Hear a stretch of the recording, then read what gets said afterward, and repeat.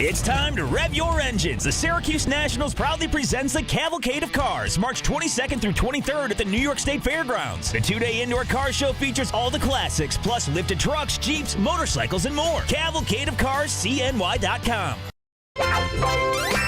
You know what I love, Steve? Being a jerk. Listen, dude, we've been doing a show for 90 minutes. I had a chance to listen to your last call. We game plan for PJ Hall.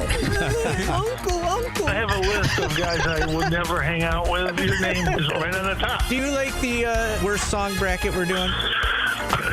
It's considerably better than the supplement bracket. Let's start with that. I won a limbo contest. Oh, my God. Fran Brown joining us. These guys are working their butts off. They expect to see that fan. You want extra money just because you're North Carolina? I'm in awe right What an honor for you and Jordan to be next to me every day. This is Orange Nation. There's music, there's fun, there's us. It's everything you could want all in one place. With Steve Infanti and Paulie Sibilia. Good afternoon, everyone. Glad to have you with us. No Paulie Sibilia today. He's on his way to Blacksburg, Virginia. It's Steve Infanti, Jordan Capozzi with you up until 2 o'clock. We'll have the head coach of the SU men's lacrosse team, Gary Gait, his team out west, getting set to take on Utah tomorrow in a game that the Orange very much needs. And then coming up at 1:30, Zach Mackey. He is the voice of Virginia Tech basketball, voice of the Hokies. He'll be on with us to preview the next opponent as we will mix in your phone calls throughout at 315-437-7644. What's up? How are you today, Jordan? Howdy. I'm swell, Steve. You have How are pink you? pants on. I like it. I do. That's a good look. I appreciate it. You look like you're on your way to like the Kentucky Derby or like watch a horse race. I feel like that whenever I see like seersucker or like pink or it reminds me. Whenever you see what? Like seersucker pants or like a sport coat. I don't know what seersucker is. All right. You look like you're on your way to like a horse race, like Saratoga or something. Well, anyway. Thanks. I'm sure Scooter appreciates the reference. Can I say, like, we're going to start hoops. I am super excited to have Gary Gait on the show. And, like, I'm sure he's less excited because he kind of knows, like, what we're going to talk about. But we talk about how the men's basketball team, it's make the tournament every year or it's a disaster. Not only is this men's lacrosse team Memorial Day weekend or bust, but the players went into the season saying it. Like, it was well known amongst the team. They were not shy about it, and now they've lost 2 straight. So I'm just excited to get Gary Gait's perspective on the whole thing as, you know, the GOAT, the MJ of lacrosse. He understands the player's perspective. He understands having to strive for greatness every single time out there, and that'll be a good chat at 12:30, as well as Zach Mackey at 1:30.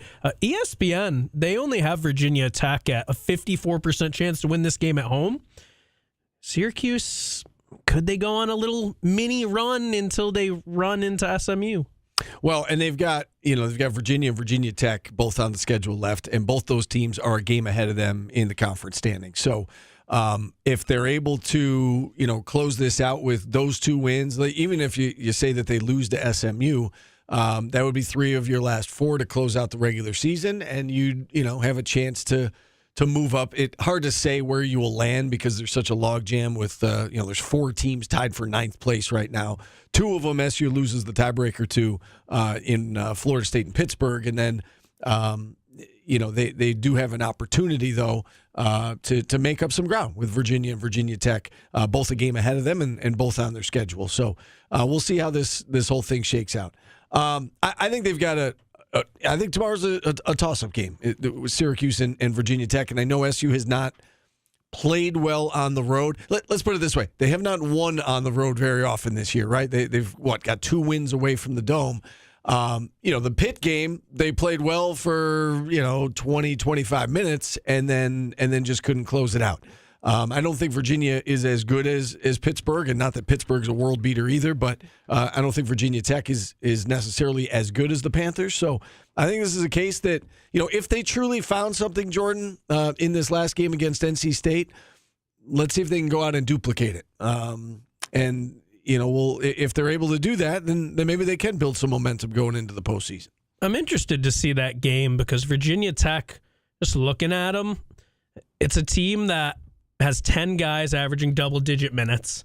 One guy doesn't really stick out to you.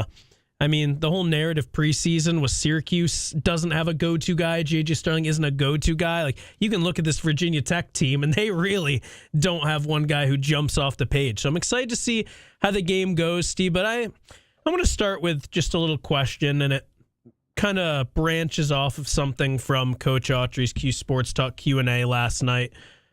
Obviously, going on some sort of miraculous run is unlikely, but it's worth talking about. And he was asked last night, Coach Autry on QSportsTalk.com, what player is the X factor to going on a late season run?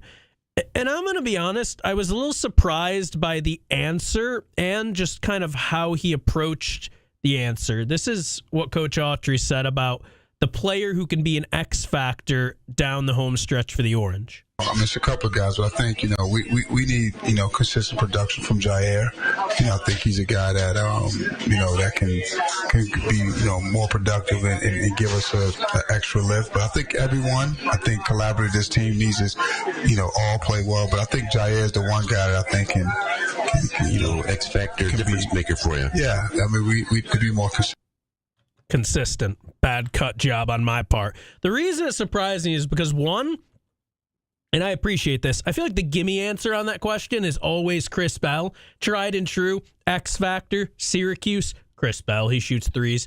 But also, he didn't really approach that from like a who can step up sort of thing. He kept saying be more consistent, which I almost sounds like a challenge to Jair Davis, which I appreciate. But obviously, when he's good, he's good. He has the ability to shoot the three and get buckets inside and get rebounds. Is that your answer to that question, the X factor for Syracuse to make a run late in the season, Jair Davis? I think that the answer to the question is one of two players. I think it is either him or Chris Bell. And the reason I say that is you look around the rest of the roster and the rest of the key guys, you at this point, you know what you're going to get out of JJ. You know what you're going to get out of Eddie Lampkin. Most of the other guys who come in, especially the role players off the bench, like a Kyle Cuff and a Majstorovic and, on down the list, you kind of know what those guys provide you. The two in particular, I think, that stand out, and again, even Lucas Taylor to some degree, you know what you're going to get out of him. He'll make some threes here and there, and you hope to rely on him to play good defense. Jair and Chris, those are the two guys that their production has fluctuated. And their minutes have fluctuated as a result of their production fluctuating. Good point. So I think that the answer is one of those two guys, because when you say X factor, to me, that is somebody outside the normal, in this case, you want to say go-to guys. Like JJ and Eddie, I think we saw against NC State. Game was on the line. They scored 15 points in a row between the two of them. Who is going to be that other guy, that other source of offense, that X factor? And so I think it's one or both of them, because you don't always know what you're going to get out of Chris Bell or Jair Davis. Armasaurus in the Q Sports Talk chat mentions Jaquan Carlos, and that's an interesting one. I don't think about him as much like that because he's not going to go drop 20, but you do see how much better the offense is and the defense is when he's applying his pressure and when he's distributing the ball. There's obviously the good and bad. I'm going to disagree with you, and it does depend on what you consider the X factor. I'm actually going to say J.J. Starling, and the reason is because we've seen him score in the 20s. We've seen him score in the teens. He shot 50% from the field against NC State on limited attempts. When he shoots like 20 or so shots, it's a mixed bag whether he's going to shoot in the 30%, the 50%. But there are some games this season where he left some meat on the bone. The Miami game, he dropped 25. They lost by 7, and he was 8 for 21. If he makes a couple more of those shots, it could be a slightly different game. The UNC game, they lost by 6 for 16 from the field. If he shoots 50%, it could be a different game. And that's not me blaming JJ, but that's me saying this is the time the best players need to step up. And if he's going to take a lot of shots, if he can just make a few more of them, that will make the difference in some of these games. I think if we can see a hyper-efficient J.J. Starling without sacrificing too much of the volume, I genuinely think that is something that could propel the Orange moving forward. Just 6 for 12 is great. 8 for 21 is great. We need more of those like 10 for 22s against BC. Like, we want the volume and the efficiency. Well, yes, that would be nice. I know and it would, but we've seen him do it. Like we know he can do it. It's not like I'm asking for something bonkers. I'm asking for the best player on this team, a guy who was projected last year before everything, before Judah and JJ played together. JJ was ahead of Judah in mock drafts. I bring that up all the time to point out his talent. I'm asking for that guy to show up and carry this team down the stretch. Yeah, I mean, listen, you obviously need him to play well. And I think sometimes with the volume, we see out of him, it feels like kind of like Judah last year when people would complain about how much he shot or how much he was trying to get to the basket and draw fouls. I think some of it is when things break down around him or they're struggling offensively because they do go through these spells where they can't score, he kind of puts it upon himself, and I think for good reason, that he's got to be the one that scores the basketball. And so sometimes he takes tough shots, sometimes he shoots more than he needs to or should, and so that leads to the lower field goal percentage. So I do think, I understand your point. I mean, I'm not going to argue with that. Like, they want their best player to be great down the stretch. That's going to be really important, but I think he also needs some help around him, for sure, which will make it so that he is more efficient because it's not him against five guys. It's, he's able to go one-on-one and break down his guy because there are other options. Other guys are making shots or whatever the case may be. So, I think it all kind of goes hand. It is hard to pick one X factor on any team because, it's not just like, well, if that guy plays well, then they're going to be fine. It is a team effort. So, and I think what to count on with Eddie. He's going to get you a double-double, right? And again, I'll go back to I think you kind of know what you're going to get out of JJ. He's going to be good, If he plays poorly, they're not going to win, obviously. You need him to play good to great, as you said. And then I think you need one of the other guys to step up around him, whether it's Chris or Jair. The Carlos is interesting. I kind of throw Carlos under the other guys, as I mentioned, he is what he is, and you know what you're going to get. His ceiling is he's going to pick up a handful of assists if guys are making shots. You hope that he doesn't hurt you on the defensive end. He actually did some good things defensively, I thought, against NC State. Like, he has these moments where you're like, that's why he was an all-defensive player, in his conference.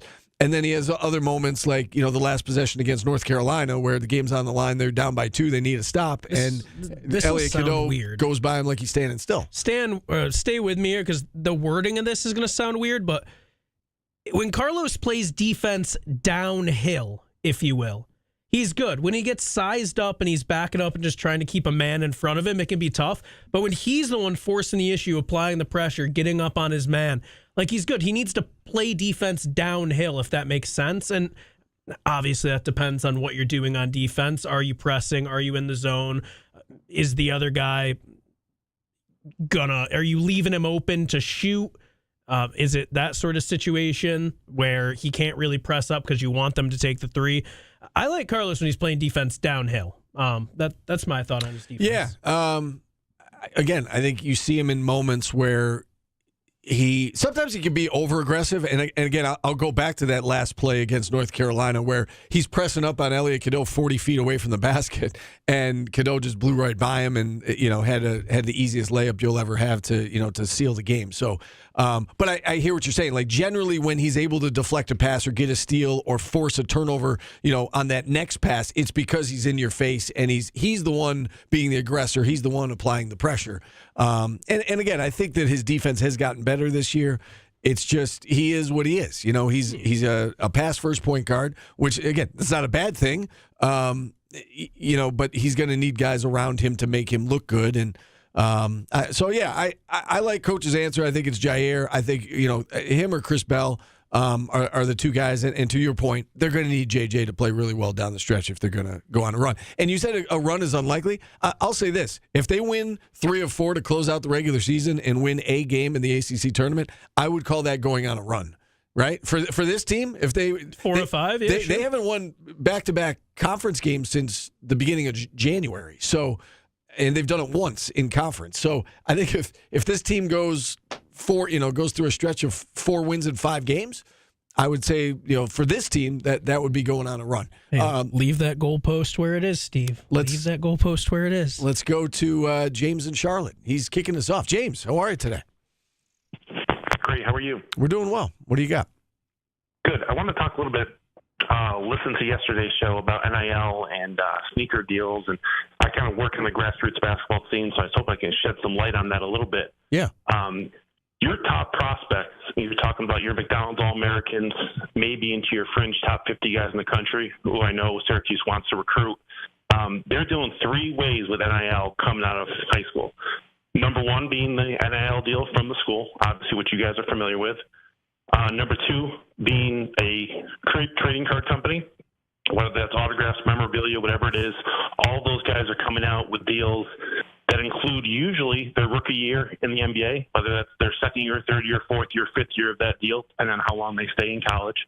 And then the third component, like you guys mentioned, is the sneaker deal. And probably you could say 20 to 25 guys in each class are walking into college with a sneaker deal, including Cooper Flagg. He has a deal with New Balance that is based in Maine, but there's a stipulation there where he cannot wear New Balance shoes while at Duke. And again, the specifics of that, I'm not fully aware of it. I have not seen, but logistically, that's how it works. So, again, those are kind of the three main components for an elite prospect coming out of the high school level as far as what they're looking at NIL-wise. Interesting. So you kind of answered our question from yesterday, which we were unsure of, about if a guy goes to a school, Cooper Flagg's a great example, goes to a school that is not a New Balance school. He obviously, I assumed that he wouldn't be able to wear the sneakers in games or practices, but they still signed him to a deal. So that's obviously projecting out. They're looking at him as an NBA guy, saying we're going to lock him up now, and it'll pay off once he gets to the league. Yes, that's kind of the thinking there. Yeah. Yeah, and if you look at his social media or New Balance's social media, he's promoting the lifestyle brands with New Balance. He's promoting other stuff other than the on-court footwear product, and obviously that will change in a couple months. And again, I think that at some point in the near future, that's going to come to a head. Maybe a guy who is with Adidas is going to say at a Nike school, hey, man, I want to wear Adidas sneakers. I'm being paid by – I think that could eventually happen, but as of now, that has not come to a head yet. That is interesting. Okay. All right. Well, I appreciate you shedding some light on that, James. Thank you very much. Pop off, James. All right, thank you. All right. That was great. I love it. That was great. He just came in with the knowledge all the way from Charlotte. Good stuff. Didn't yell. Didn't say fire red. I like when people don't yell or try to fire people. It's fun. All right. Good stuff, James. Appreciate you checking in. We'll take our first time out. Phone lines open. 315-437-7644. Flow Rider Day. I'm hyped. Flow Rider Day. I did not realize you said he has 11. Dude, he has 11 top 10 hits. Top 10 hits. Man. I do wonder. I know some of them. I wonder if I know them all. There's a good chance. You might not know one or two, but if I played the 11, I think you know 7. We'll find out. All right. We'll find out. All right. We'll take our first time out. We've got Gary Gait coming up at 12:30. Back after this on ESPN Radio. Syracuse basketball. I saw that in the chat, bowling ball. Isn't it fun? And we tried to talk a little bit of hoops and then got into the NIL stuff, but I understand if that's what people want to talk about right now as well. I'm so dude, Flow Rider, picking 7 is tough.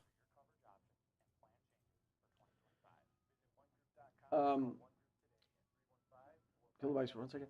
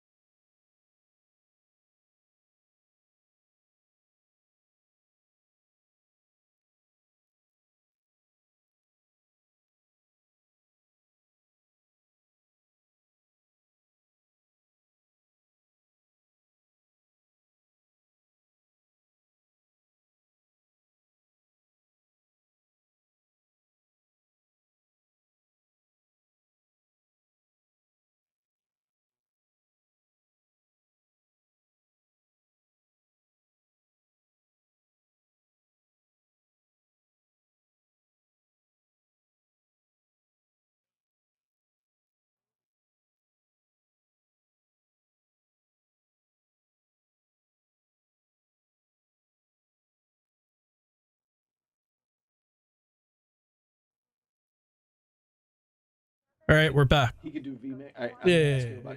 Yeah. Oh, you know what? Okay, whatever. Sorry. We're planning stuff. Michael Antonio. Thanks, Gaper.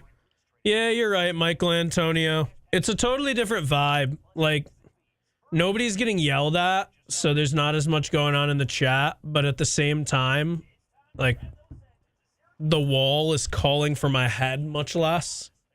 So, there's that too. Just getting Flow Rider songs for the artist of the day. Cavalcade of cars. Cavalcade. Sorry, guy. I will be back more so in a bit. I'm just trying to get as many of these songs as I can. I'm still in and out of the chat, though. We don't have Pauly doing... no comment. I don't know who I have in the chamber. I'm assuming you're talking about the men's. I think it's... Quick wrestling aside, then I'll leave it alone. Women's, it's obviously Liv or Bianca.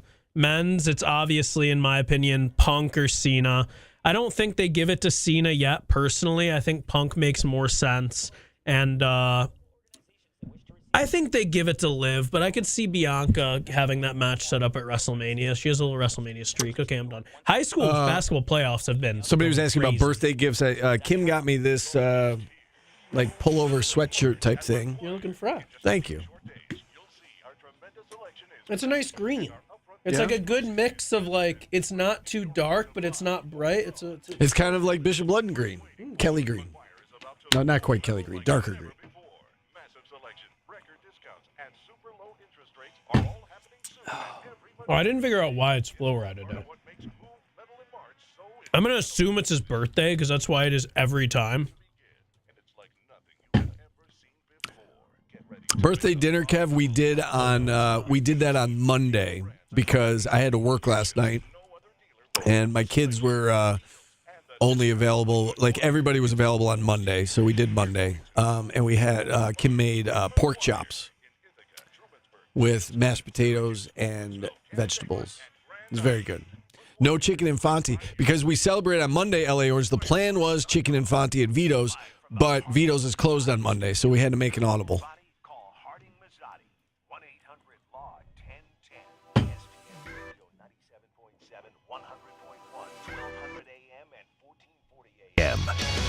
You might not know this one. Watch your favorite ESPN Syracuse sports talk shows on QSportsTalk.com.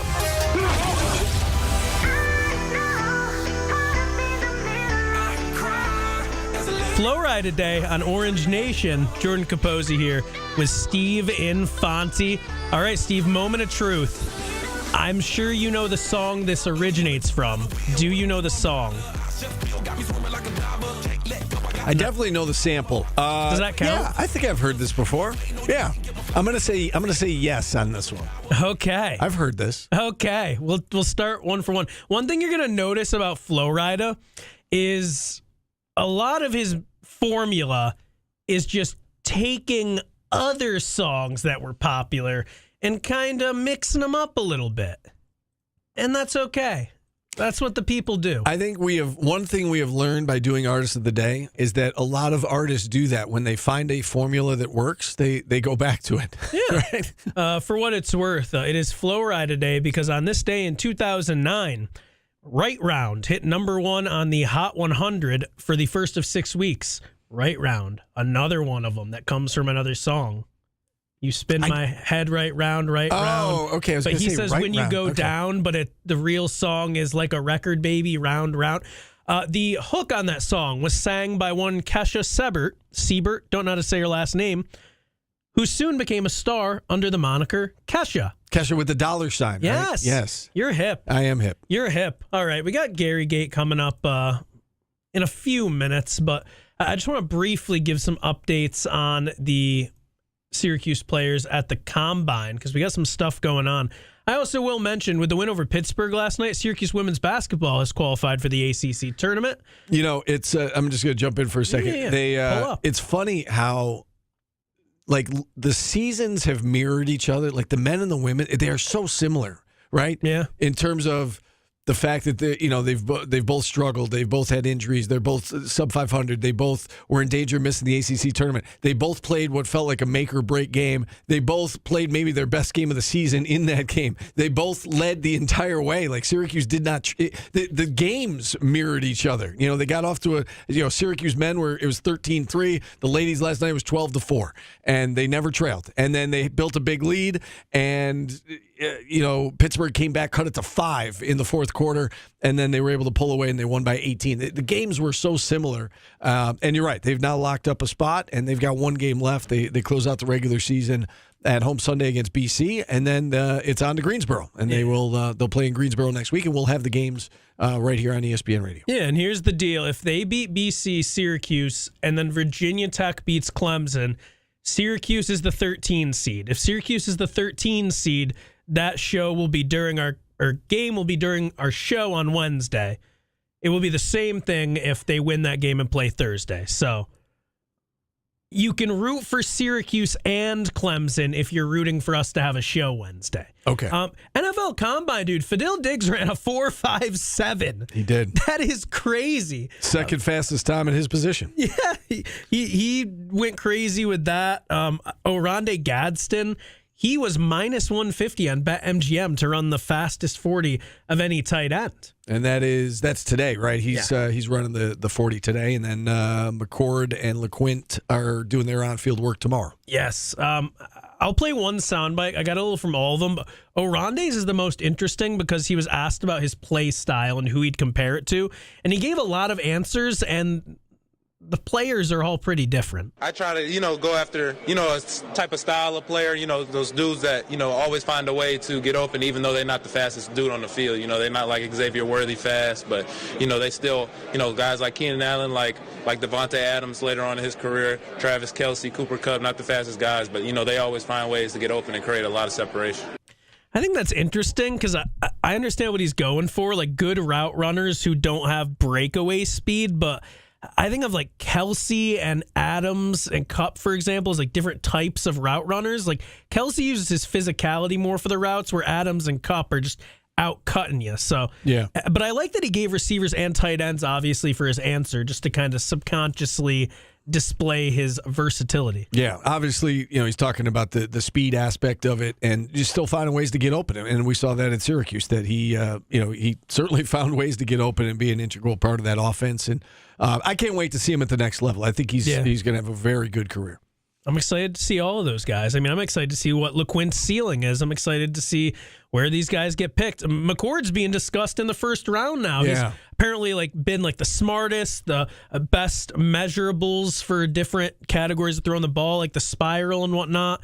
He's made teams love him, which we all knew throughout this season that teams would fall in love with him once they talked to him. So I still don't understand. It seemed like a pipe dream, him being first round. And with every passing week, I'm starting to believe it could really happen. I still don't understand that narrative that was built up in Columbus that he was the problem, and I think he used last year in part to dispel that. I think he succeeded in that.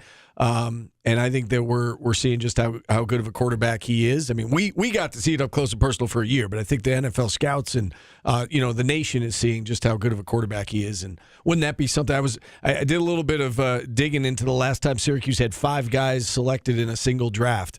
You have to go all the way back to 1998 for the last time that happened, and the last time they had 4 selected in the same draft. It's about 15 years ago, almost 20 years ago now. 2006, I believe, was the last time that they had 4 guys picked. So I would guess that those 5 guys that they're at the combine, my guess is all 5 guys are going to get drafted. I don't know beyond that, but that's, it's saying something, because you go back to 1990. Anytime you're in the same company as 1998 or the late 90s, Jordan, that's the heyday, right? Like that's the end of the heyday of Syracuse lacrosse. We're waiting on Gary Gait, Syracuse football. And so I think that is, again, that's just another sign that this thing is moving in the right direction. I'm excited to see what happens. Excited to chat with Gary Gait after the break as well. All right. Gary Gait joins us on the other side. Back after this on ESPN Radio. The Sports Show with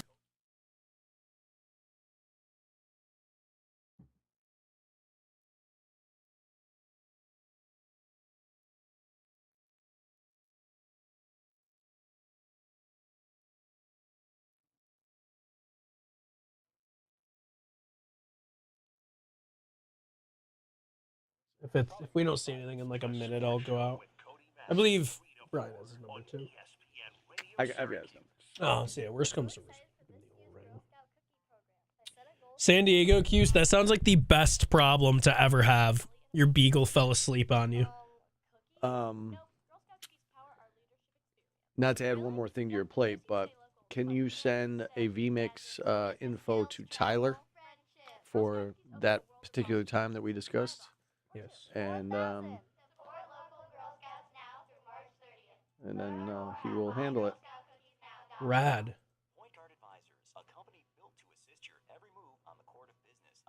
Why is it keeps being weird?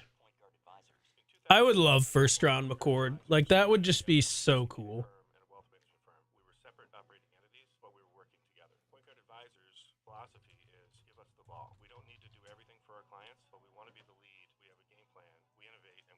How does your expertise and your employees' expertise in the wealth management in today's world? All I can say is experience. Over the past 25 years, we've been through the .com bust, COVID, recent market activity, right? And having gone through that, you have to be able to look back at history and understand how history is going to affect markets going forward. Every day, we're. clients I think this might be call him territory.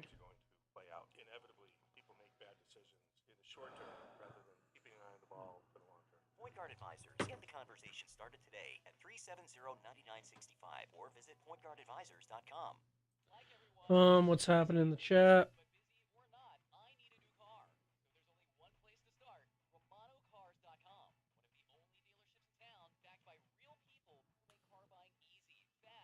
How about LeQuint hitting the hole for the Chiefs? That'd be cool. LeQuint with the Chiefs would be great, obviously, because of his pass catching. Like, that would be awesome. No, but then I can't, like, root for him or, like, pull for him. So he kind of, I mean, he's not exactly the same, but he does give me sort of Pacheco vibes in the sense of, like, how hard he runs. Like, people really enjoy how hard Isaiah Pacheco runs, and you can see that in LeQuint. I think that'd be cool.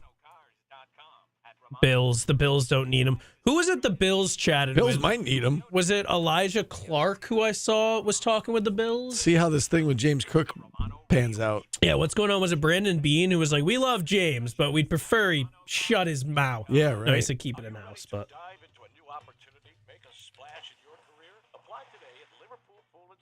expanding and hiring seasonal and full-time associates, service techs, and installers for the upcoming pool and spa season. If you have a passion for turning outdoor spaces into havens of relaxation, apply today. Liverpool Pool and Spa wants you on our team. Competitive wages. Well, something's pending. And a supportive work culture await. Apply today in person or online at liverpoolpoolandspa.com/careers. And remember, don't just dream it, live it. Hold on. Hello, Syracuse. Dave Anthony here for Romano Subaru, where the Subaru A Lot to Love event is going on now. That means you win with an exceptional offer on Consumer Reports 2024 top pick, the Subaru Crosstrek. The 2025 vehicles are coming, so lease a new 2024 Subaru Crosstrek Premium for only $289 a month. Yes, just $289 a month. And like all Subarus, you get all-wheel drive. This Subaru Crosstrek has CNY's favorite. Just let him know, like, we tried calling him and see what we can do. Apple CarPlay and Android Auto, plus lane keep assist and lane departure warning. Haven't heard anything. So, is there somewhere you'd like to go here? Or? I mean, we could go back to the sound you didn't play from like McCord, and we could keep that going. I'm gonna rip a little bit of that. Just talk about. Or we could talk lacrosse. We can talk a little bit about lacrosse, and then worst comes to worst, go back to the other stuff. McCord might go to the Rams. I would love that too. I love the idea of McCord with like a mastermind coach, because he can place the ball, he can put it right where you need it to go, and he's very smart. If you give him a good game plan, then good luck stopping him. All right, does Steve know the song? Part 2. 97.7 and 100.1. Watch live on QSportsTalk.com.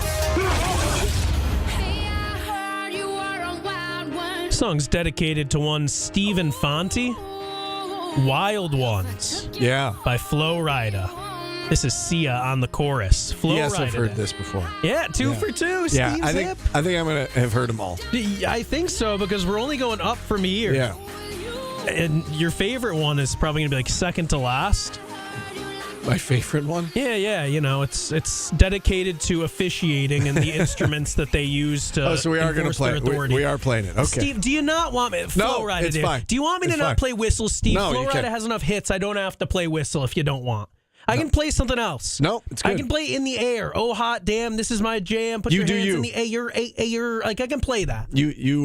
It's your job today. You're Paulie. Okay. We're hoping to reach our guy, Gary. Oh, hold on. Asking you shall We've receive. reached our guy, Gary Gait, Syracuse men's lacrosse head coach. Orange out in Utah looking for a big win to get back on track tomorrow. Coach Gait, appreciate you giving us some time today. Not a problem. Happy to call in. All right, Coach. So, quite a challenge this week, right? You're coming off back-to-back losses. You got to fly, I was going to say halfway across the country. It's more than halfway across the country to take on Utah. Can you speak, I guess, first and foremost to the challenge of, these cross-country trips and how you have to go about managing that as a head coach? Well, it's just travel, right? So we flew down to Baltimore, we bussed to Rochester, flew down to Baltimore to Salt Lake. So it wasn't bad. We got in about 2 a.m. East Coast time, and we got some sleep, some rest, and we're about to head off to practice. So, things move quick, but we're getting it done. All right. Well done. Going back even to your days as the head coach of the SU women, you have a philosophy with scheduling where you will schedule anyone, anywhere, anytime. And you do that, obviously, to get your team ready for the postseason.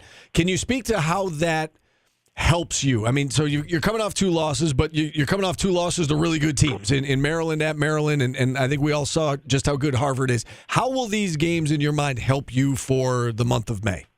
Well, I think they've helped us already. We've as a team we met on Monday after the weekend after not getting by Harvard, and it allowed our players to reevaluate where they're at and what they need to do. And I think it was a positive. It's going to turn into a positive for us, much like last year did for us. Very similar kind of setup. We fell short against Army and Maryland, same sort of thing, and then we went on a run after that. We're just focused on one game at a time. I'm trying to take the pressure off. There's a lot of pressure on these guys. Everybody's telling them they're the number 2 team in the country, Final Four, championship or bust, and I'm like, we schedule a tough schedule, and we just need to take care of the game in front of us. So it gave us a chance to kind of quiet the noise a little bit and say, hey, we're not going to worry about Final Fours and national championships. Let's worry about today's practice and this weekend's game, and that's it. Coach Gait, moving forward, you had a couple of guys who suffered some injuries in the Harvard game, not having Jackson Birtwistle. That'll be tough, but also Luke Rowe and Billy Dwan have been day-to-day. Do you have updates on either of them? And, if you're missing either of those guys, like, what does that do to the team in a game that you guys really got to get out in Utah? Well, they don't want to miss any games, those guys, and I'm hoping they'll play. I think they're going to be good to go. So, but it's kind of that mentality, I've heard it in football a lot, next man up, and we practice, and there's, we got a depth chart, and we know who the next guy up is, and they've already been, practicing in those roles and doing a pretty good job. So, that's part of the game is you're going to have injuries, and you got to be able to have the depth to adapt to that. So I'm hoping we do. You said that the 2 losses have already helped you, and that's why you play really tough opponents. It can help bring to light maybe some things that you need to work on, or potential issues that you need to tighten up. Along those lines, what did you learn about your team through those first 2 games? I mean, good and bad. Things that you liked and things that maybe you need to work on as a group. Well, first of all, not many teams go undefeated. Sure. Like ever. you wouldn't know that judging by the fans and the critics out there. You would think you're supposed to win every single game, and we could try and schedule teams that we would have a much better chance of winning every single game. But like you said, we got to prepare for playoffs and getting into playoffs, and so we make our schedule tough. We definitely go after opponents that we know that's going to help our RPI, and so we do make it tough, and we know it's going to be tough. So we're not. I didn't expect to go undefeated. We're going to have some losses, but we've learned that we got to be more diligent in our game plan. We got to execute it at a higher level, and we got to learn to adapt when things aren't going our way. How about on the defensive end of the field? I know that, there are a lot of familiar faces on offense, right? And I think a lot of fans knew what you had on that end of the field. Defense, you've got a new goalie and some new pieces in place. How would you assess and evaluate how the defense as a whole has looked through these, these first 5 games? Well, the first 3 games, it was the best start we've had since in a lot of years. Yeah. And then, even the Maryland game, I thought we did pretty well. And I think we just had a tough game against Harvard. I thought they shot particularly well. I reviewed the game film, and they were great shots. They were pinging corners. There weren't many bad shots out there from them, and they had a great game. And I guarantee you, they're not going to go on. They're already not undefeated, but they're a good team. So it just really shows that you have to show up every day, and you got to be ready to make plays. And I think that's our focus. On the offensive end is to be more consistent. We have a 5-0 run to start, and then we cool down a bit, and we start making decisions that aren't the ones we need to make when you're up 5-0. So that's a point of emphasis and a chance to learn from that. The defense, just got to get stops. We got to help our goalie out, get a little bit more pressure on the shots, and limit where the shots are coming from. So those are some of the things that we've definitely learned and been working on. Next up is this Utah game, as we mentioned. You guys are out there getting ready to take on a Ute squad that is 1-3, but certainly a case where the record is not indicative of how good they are. They've lost 3 games by a combined 4 goals, including they had Denver on the ropes, a very close game. And they lost 2 1-goal contests to Delaware and Vermont. So with that being said, and they beat Ohio State to start the year, and Ohio State was ranked. So what can you tell us about this Utah team that you're getting set to face tomorrow? Well, they're good. They're athletic. They get up and down, and they're excited to play at home. I think they travel a lot. They understand the difficulties of they went to Vermont to play and ended up playing in New Hampshire. So you got to be adaptive, and they are. So they're ready for anything, and they're going to be a tough opponent. And we, like I said, we just need to stick to our game plan, execute, and make some plays. And that's kind of the game in a nutshell. Coach, you guys are obviously on the road, but we talk about attendance so much for basketball. I've got to ask you, having 5,000 people at a lacrosse game is no small feat. And just the attendance for Syracuse, the fan engagement, it's on another level from a lot of other programs in the country, from most other programs. Just what does that mean to you to have so much support for your team, for you, and just for lacrosse in Syracuse? Well, when I took over as coach of the men's team, my goal was to bring back the attendance of old, and we used to average over 10,000 a game, and now I took over, we were just over 4,000, and we want to build that, and we want to continue to build it. And I know, I can tell you, they're telling me we're going to have 8,000 out here in Utah. So, other areas can do it. I champion our fans, and I think they're the best because we certainly average the highest attendance. But I'd love to see our attendance blow up for a couple games, like Hopkins. Let's get over 10,000 people.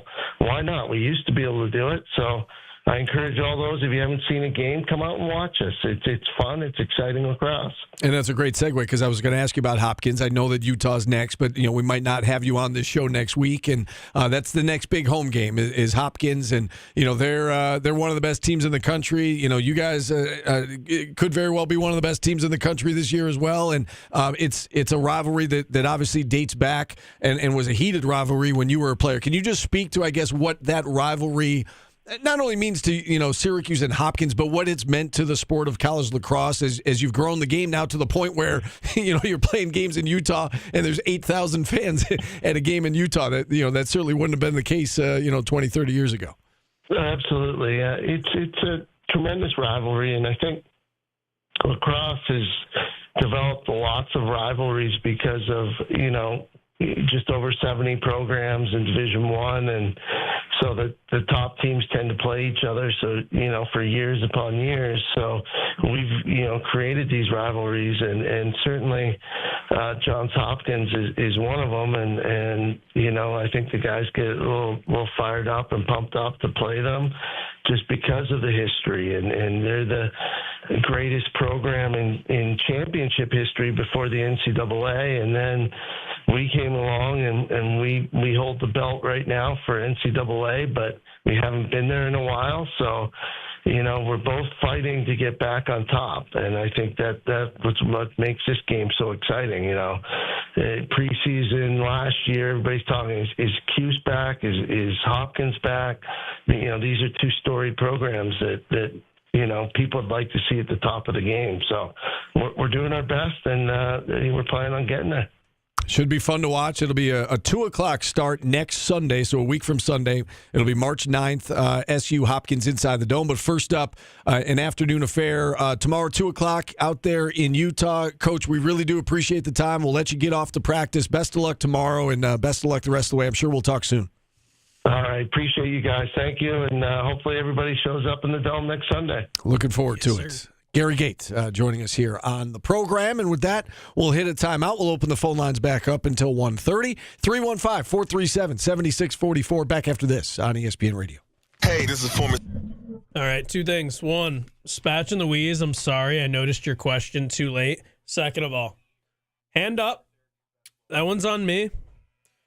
You passed me the ball.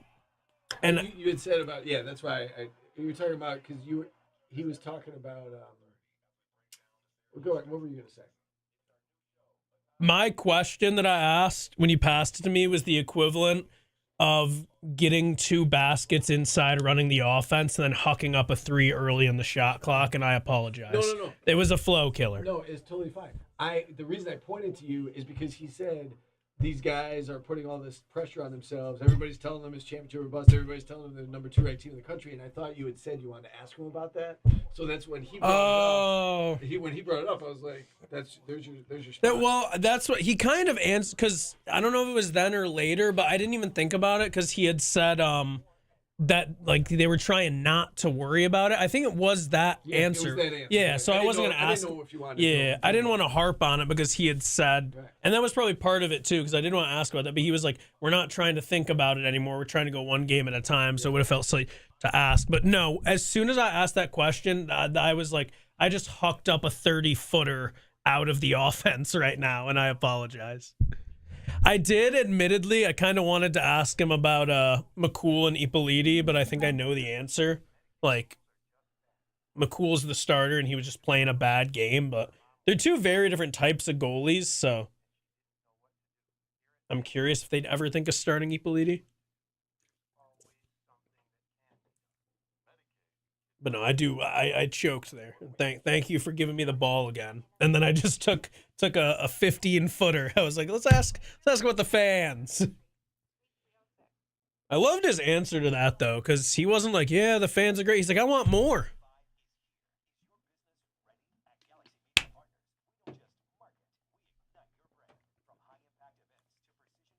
TJ's Paulie's on the way to Blacksburg. Paulie's not going to SMU. I'm not expecting him to miss next Friday.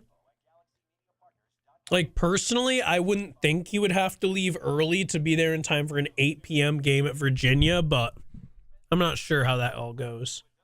Yeah, he's on the way to Blacksburg. Yeah, I'm not just saying this, by the way. The lacrosse games are fun. Like, go out and check them out if you're just looking for something to do. Wow, if Gmail would load, that would be cool, so I don't have to send this vMix code via my phone, but I guess I'm going to have to. I think there's a sense of Pleasance, San Diego, Cuse, but also Virginia is home. I'm sorry. No, Jack, you're right. That was so dumb. I'm sorry. I keep confusing this. I apologize. Thank you for correcting me. I have no clue why. I've done that like 3 times this week.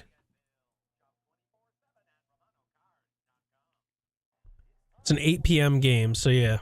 So no, I don't think he'll need to leave Friday morning to make it to the Dome in time for a Saturday 8 p.m. game. Okay, guys, today's question, what's more valuable? 1 pound of pure 24-karat gold. Full disclosure, everybody, I will not be here Monday and Tuesday. And if Syracuse loses to Virginia Tech, it has nothing to do with them losing to Virginia Tech. Wait, you're not going to be here Monday and Tuesday? No, I told Paulie multiple times. I've told him. Nobody tells me anything. Sorry. No, it's okay. Yeah, I will not be here Monday or Tuesday. Do you want me to get Mario? I'm going to be honest. My reaction to that is I don't know, and that feels like something that would have been discussed when it initially I'll text Paulie. I mean, I would say yes, because Paulie doesn't want to host with me because I'm terrible. But, yeah, I would say Mario. Got the old Scootinator. ESPN 97.7 and 100.1. Watch your favorite ESPN Syracuse sports talk shows on QSportsTalk.com. Oh my goodness, we have a late addition to the lineup of Flow Rida songs. Sneaking in as a Cinderella, Club Can't Handle Me makes the cut as the song Whistle is disqualified for violation of league rules. Steve doesn't want me to play the song Whistle, so I'm playing Club Can't Handle Me. I said it was up to you. No, you said it. This is probably the part where I should tell everybody, if they don't know somehow, they're listening to ESPN Radio Syracuse and Utica Rome. My name is Jordan Capozzi. I'm not Paulie Sibilia. That is Steve Infanti. You do know him. You also know by now, if you're a frequent listener of the show, that we got something coming up, Steve. We got something coming up, and you're sure to like it if you enjoyed the Syracuse Nationals. It's the Cavalcade of Cars. Maybe the best part of this event, at least for Paulie Sibilia, it's in the Center of Progress building at the fairgrounds. Why is that great? Well, it's not the horticulture building, because Paulie can't say that word.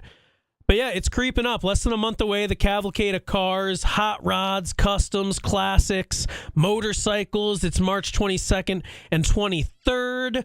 There's a ton of different stuff. There's live music, vendors. There's a pinup contest. It's just a real classic car show. You can go one day, or you can go 2 days. A little weekend pass, save a little money. Bring the kids. Kids 12 and under are free. More info at cavalcadeofcars.com. And of course, your tickets can be purchased there too.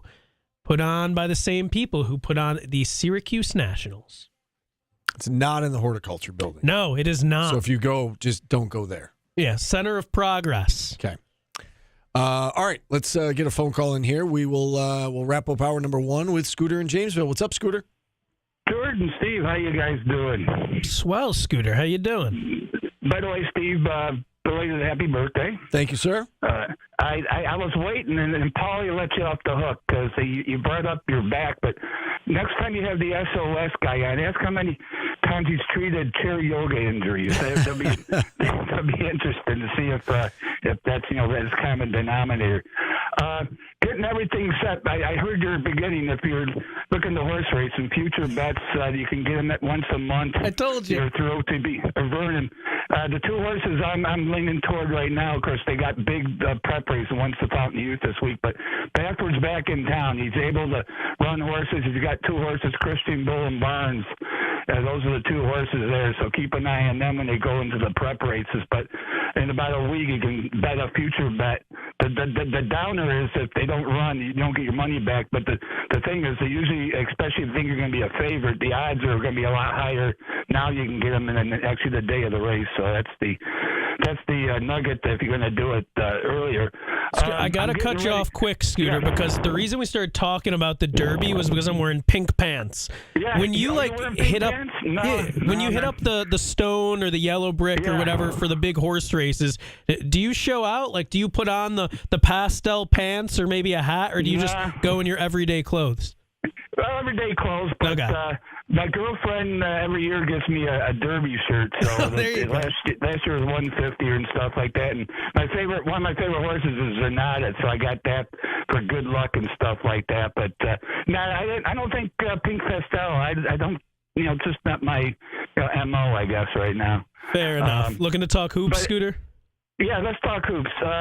First of all, I'm getting everything arranged. I usually get my mail forward to Yellow Brick about this time, because their games are all the time. And I'm kind of wondering, guys, the Tuesday game. I'm not used to making plans for Tuesday going out, but because Gonzaga usually plays the 1 a.m. game for the championship the night before.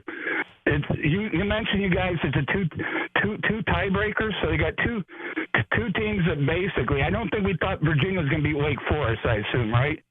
And on their home court, like they did on, was it Tuesday night? Yeah, I was not expecting that, especially after Wake lost to NC State. I thought, they'll go home, they'll take care of Virginia. It did not happen.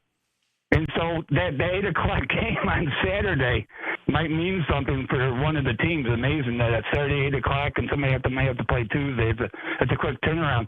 SMU actually plays on the West Coast. They just got done with California. They play Stanford on Saturday. So the interesting part, maybe we'll catch them with a little jet lag on Tuesday. We'll see because I think that's the big game right there. I think we're all expecting them to lose that one. And the Tech game is interesting. I've always mentioned it, guys. It's a shooter's gym. It's every time I'm down there, and that's why the 2-3 zone the last couple of years, it was, I think the last time Coach Boeheim coached his game down there, I think they had 12 threes against that zone. So we'll see if the man-to-man does better. But, to me, that's the big one right there. It's this Saturday. It's going to change everything around. It's if we lose that one, then I guess we make reservations for Tuesday. And I'm getting that age where Gonzaga plays until 1:30, and I might have to get up early to watch Syracuse on Tuesday. Yeah, you're absolutely right. I mean, I think this game this weekend is going to tell us a lot about where SU will land. And Scooter, as always, we appreciate you checking in. Enjoy the weekend. Yep, thanks. All right. I will say, if it's a shooter's gym, that might be a good sign for Syracuse because, again, just based on box scores and the rare time I am catching Virginia Tech, they don't seem to have too many shooters. Yeah, I mean, they put up 36 points against Boston College. I know that wasn't a home game, but, they've had some games where they've certainly struggled. Because that's kind of what Syracuse needs at this point is their shooting isn't consistent. They need teams that they can outscore with twos, I'd say, is their key to success. I know they looked a little better against NC State, but in my mind, that game was won because NC State couldn't hit sand stuck in the middle of the Sahara. The reason Syracuse won is because they were able to outpace them with an inside game. And that's pretty much what they're going to need to win these games throughout the season. Either poor shooting nights from the other team or teams that they can just simply beat by going inside and not have to worry about 3 being more than 2. Just looking at their schedule, what's been SU's biggest issue of late, and that's been defense and stopping teams. Virginia Tech has only scored 80 or more points twice in conference play. Both times it was against Miami. And they beat Miami both times, 86-85 and 81-68. We lost to Miami. But outside of that, there's a whole lot of 60s and low 70s. So, if Syracuse can make shots, you feel good about their chances, obviously, to win this game. And, again, you still got Virginia on the schedule as well. Virginia's playing better late, no doubt. But it's a home game, and, as Scooter said, that game might end up meaning something. I sure hope so. And like I said, I was a little surprised to see Virginia Tech just barely picked by ESPN to win that game, just because it's there. Like, it's a home game. I figured it would be a little more than 54% to 46%, but that makes me hopeful. I got to wait for the line to come out, because that's kind of where you get your idea of what does Vegas think, what do the analytics projections models think. But well, again, this is a week removed from losing by 18 to Boston College in a game where they scored 36 points. So that may have something to do with the metrics and the analysis of this particular game. All right, hour number one in the books. We've got the voice of the Hokies, Zach Mackey. He'll join us at 1:30. And a match game surprise coming up. We got today's business. Phone lines open if you want to check in. We'll kick off hour number 2 next on ESPN Radio. The Sports Show. All right. If you have been selected from our live studio audience to play the match game today, please come on down.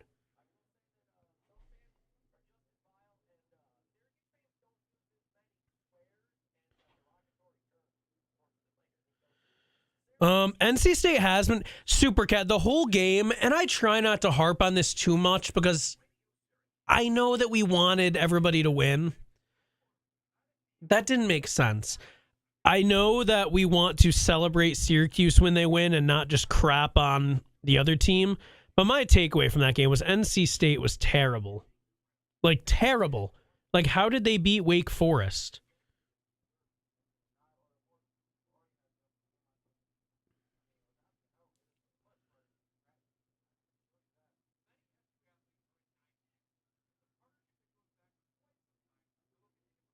Hold on. Booking guests. Big interview, guys. Big interview coming next week.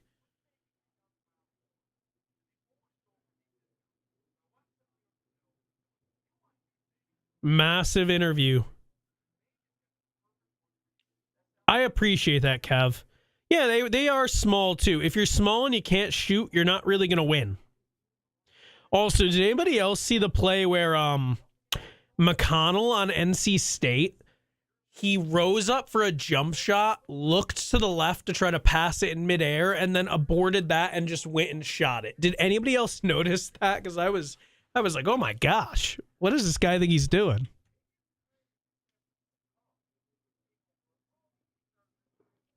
Hold on, I don't mean to abandon you, but we got to figure something out.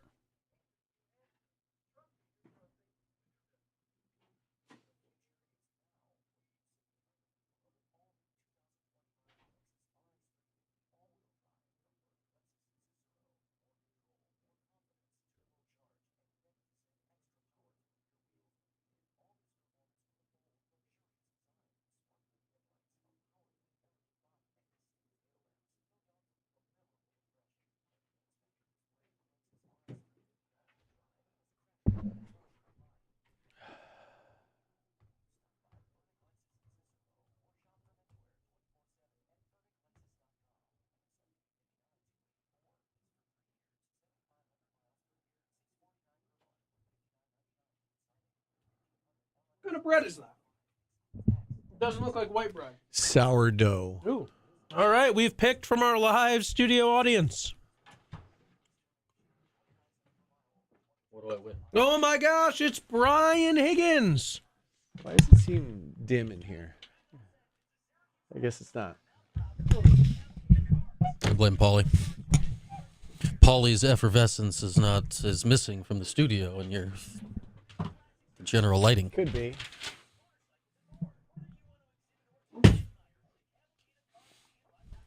Guys, I threw it out. I've gotten into those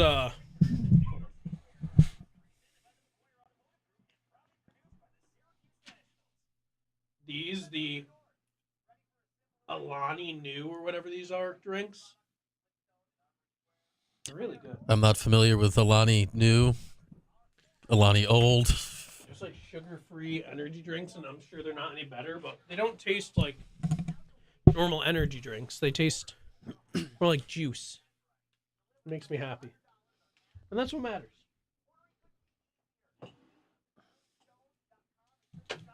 Have you enjoyed Flow Ride today? Have you known the songs, Brian? Yeah.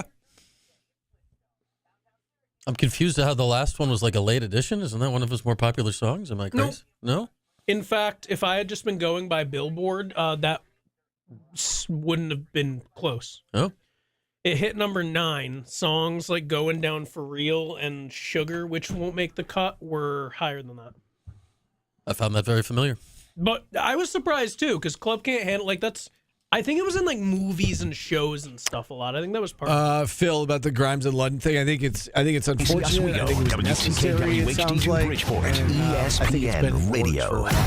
ESPN 97.7 and 100.1. Watch live on QSportsTalk.com. This is when we get into the real bangers. My House by Flow Ride. It's Flow Ride a day on ESPN Radio Syracuse and Utica Rome. Jordan Capozzi, Steve Infanti with you here. It's Flow Ride a day because Right Round went number 1 on this day in 2009. You'll hear that song later. This one, My House. This isn't the song that we're going to be playing for this entire segment. First of all, let's welcome in Brian Higgins. Brian Higgins is here to play the match game because Paulie's gone. Golf clap for Brian. Golf, yeah. Golf clap for I Brian. get to be Paulie. I once was at the Tampa airport and saw like a limo driver or chauffeur guy holding a Flow Ride sign. Is that right? I'm like, but we were in Florida at the time. You're here for the whole state? Yeah, or? so and it was like very early in Flow Rider's career. I'm like, that's an odd space. Was there a yeah, right. I was going to say, was there a space? It was a very long escalator, so by the time I got to the bottom, I figured it out. But I'm like, what's going on right now? That's funny. I'm in Florida. Can I get in? I'll mention this now, by the way, because Armosaurus brought it up in the chat before we get to the match game. Did you guys see the Cuse Athletics Fund announcing the $1 million anonymous donation? I saw that, yeah. Big time. 2% of the way to the 50 million goal. Let's go. That sounded sarcastic. It actually wasn't $1 million is a big deal. It is a big deal. But it did sound sarcastic. All right, time. Let's just match game it up. Paulie has taken a lead. Had a big performance last time. Steve might have to play the game under protest because he thought our games were Price is Right rules, which they've never been. It's been closest to. Every time. So did you know this, Paul? You're Paul. I'm You're Paulie today. Yeah, you're Paul. Brian, did you know that? Because he said, how long will Pat's phone call be on postgame? Paulie said 2 minutes. I said 2:01. But I didn't get the point, even though Jordan went over. Interesting. Right? Well, you aren't playing Prices Right. It's a different game. I just assumed that was the philosophy there with guessing. But it's okay. And because of that, Paulie has a 1 point lead. Well, that's why yes. I was also saying, like, why are you guys going so low? I've definitely said before, by the way, no Price is Right rules closest wins, but all right, just you got to remind me every time. Apparently, Pat's also never had a 2-minute call, so it was yeah, bad no, that was. I mean, you kind of deserve that for gaming the system. Saying Pat's gonna have a 2-minute call is but disingenuous. I didn't actually think it was gonna be 2 minutes. You said 6.5. Paulie said 2, so I said 2:01, and it was like 5 something, and I feel like I should have gotten the point. Anyway, let's move on. I would have Prices Right at it with 6:31. So I am way behind. I'm gonna start with this, and we're gonna go all over. Women's basketball has a game tomorrow. There's a women's lacrosse game against Clemson. Men's lacrosse, Utah. 2 men's basketball games. We're going to start with this. How many Orange Nation shows will there be next week? And let me explain. Once again, if Syracuse beats BC and Virginia Tech beats Clemson, Syracuse is the 13 seed. That game would be during Orange Nation. If they win, that game would be during Orange Nation.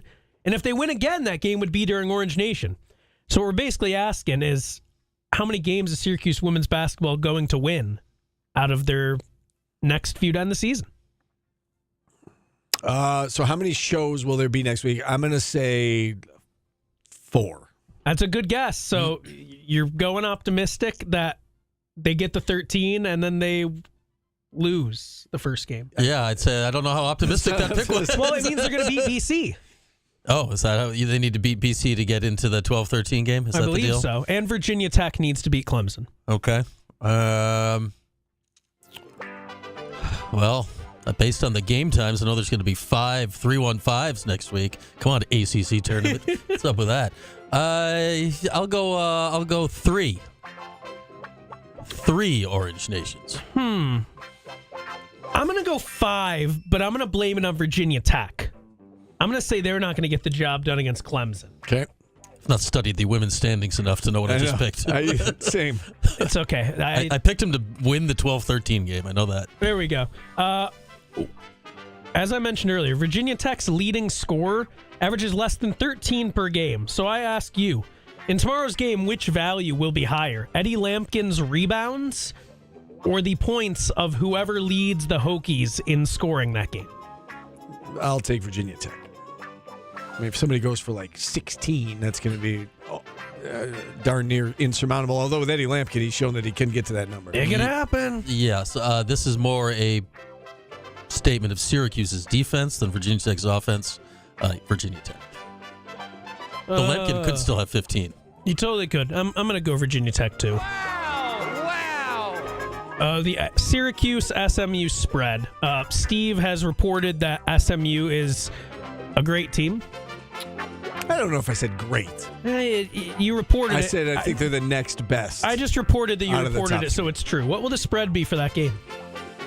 Not the point differential, the spread. I'm going to say 6.5. Road game. Give me 8.5. SMU minus 8.5. Dallas. 9.5. But then, SU's going to be coming off back-to-back wins. See, by the way, now that's a good example of doing what you tried to do against me, because Brian just went above me. So now anything above 10, he wins. That's true. But if they're a double-digit underdog, then he deserves to win. True. Georgia Woolley dropped a season-high 25 last night in the win over Pittsburgh. I ask you, in both the teams' next 2 games, who will have more points, J.J. Starling or Georgia Woolley? Next 2 games. For the women's regular season finale in their first ACC tournament game? Yes. Okay. Or Virginia Tech and SMU for the men's team. I'll start. I'm going to go Georgia Woolley because I think there's a chance JJ kind of struggles against SMU. I see that as a really tough game where everybody struggles, and I think you'll get a fired up Georgia Woolley playing some of her last games with Coach Jack. I think it's a good question you ask. I think I could go either way on this. I'm leaning Georgia Woolley before you even said that for whatever reason, so give me Georgia Woolley. I'm going JJ. SMU plays in stupid high-scoring games where nobody guards anybody. Like, that game could end up being 105-90. Lame. Mostly because they already have scores like that. What will we have more of in before the next match game? Eddie Lampkin double-doubles or Syracuse women's basketball wins? Syracuse men's basketball wins. Women's basketball wins. Okay, say it again. That's where it gets funny because they're the ACC tournament. Women's wins. Or Eddie Lampkin double-doubles. I think I have From now until when? The next match game. So Eddie Lampkin's max is 2. Women's basketball's max is 3. Maybe 4 if we don't have a show Friday. I'm going to say Eddie Lampkin double-doubles because he's been a double-double machine. I think he gets 2. Wow. And then obviously I picked the women to win one, or to get to the 13 seed and then lose. So I have to be consistent. I think by doing that, that means we've also picked the women to win on Sunday. Push. Oh, plus money at the push. You know what's crazy? 2 each. I'm also going push, Brian. Great minds. Eddie Lampkin points and rebounds in the next 2 games. We're getting to the end, by the way. Only 4 points more. and rebounds. Points in the and next 2 games combined. Yeah. So not average. We're talking combined. So if he averages 12 and 10, that's 22. That's 44, and that's a big number when it comes to SU. So I'll say 44. People don't like that. That's his jersey number. Yeah. That's not going to be a popular pick, Steve. Hold up. Caller on the line. No. Yeah. Next 2 games. So much addition. Double. I'm trying to make it interesting. How about this? You can just pick a random number. That's what I'm going to do. 53. Bang. That's a number. I was about to say that. That is a number. No, you weren't. I was, yeah. That deserves a golf clap. Golf clap for that. 53. Do I still say that? Fine. 53. I feel like Get you out of my have head. to. I don't like match game anymore. Who will have more points? Feel violated. Will it be Kyle Cuff in either of Syracuse's next 2 games or Owen Hiltz against Utah? Points counts, points and assists. Is that Kyle Cuff's total in the next 2 games? Or game high. His game high? Who will have the highest game high in points? Owen Hiltz. What he said. Just kind of, because if Cuff can get like 6 or something, right? No, I'm going to go Hiltz. Oh, we have a match. Oh. Hold on. So exciting. I doubled up.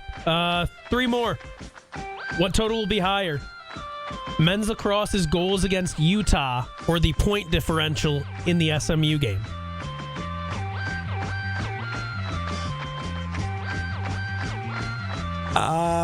That's a good question. I'm going SMU. I don't think this game is going to go well.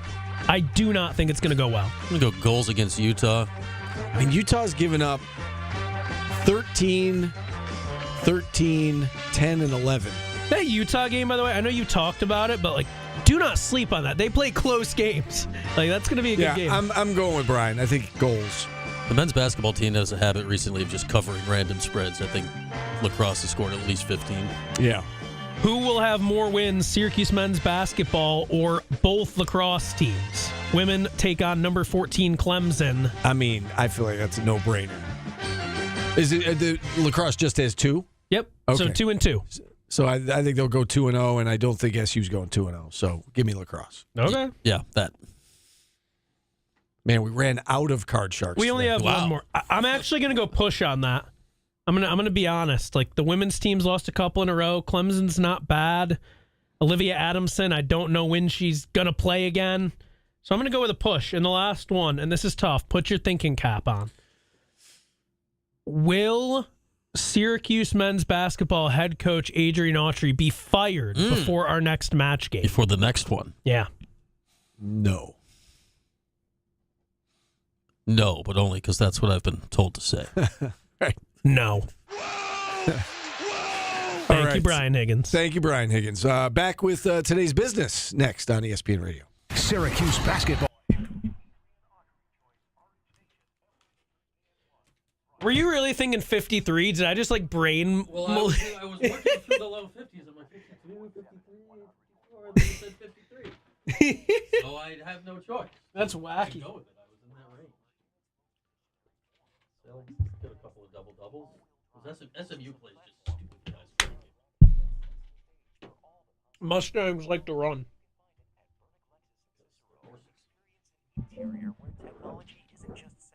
That's your horse. Well, it's my sitting horse. Okay. I'm doing my best here. Okay. Bye, chat. See you tomorrow morning. Thank you, Brian. He doesn't have a show today? How come?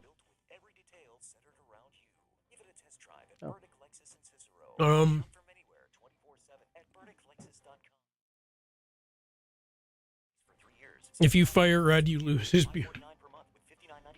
Look, guys, I'm just trying to get everybody free points, okay?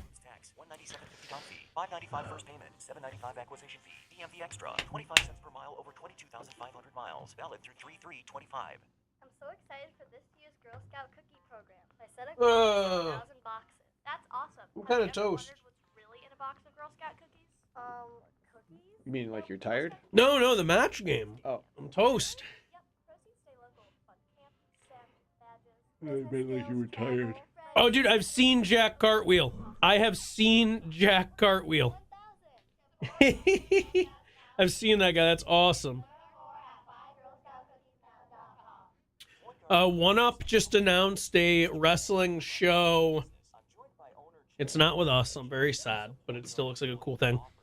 I think it's like March 28th or something, March 29th. But Lita is going to be there Saturday, and Kelly is going to be there Sunday for like the Comic-Con thing.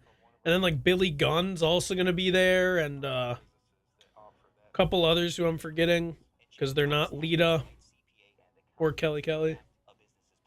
Are you speaking English right now? What are we talking I'm talking wrestling with San Diego Cuse briefly. Gotcha. Oh my gosh. Okay, San Diego Cuse. I gotta shut up. Viewership is plummeting now. Sorry, everybody.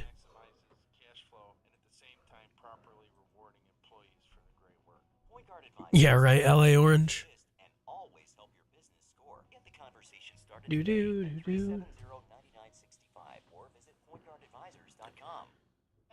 Have I not been enough of a jerk to make the YouTube chat talk?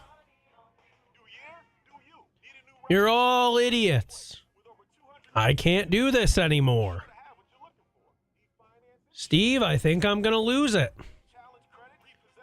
I say this every day.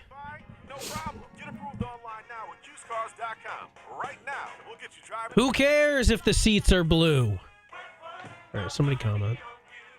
Somebody was asking about the London Grimes thing, and I know that, like, even back when, so my son is a freshman in college now. When he was in 7th grade, and we were looking at where we were going to send him, I know that it was a question back then whether London and Grimes would both be open by the time he got through high school. So it's been talked about for a while. It's obviously very unfortunate. Oh, dude, I just realized Zach Mackey is probably going to vibe with Flo Rida. Why's that? I think he's like closer to my age, if I'm not mistaken.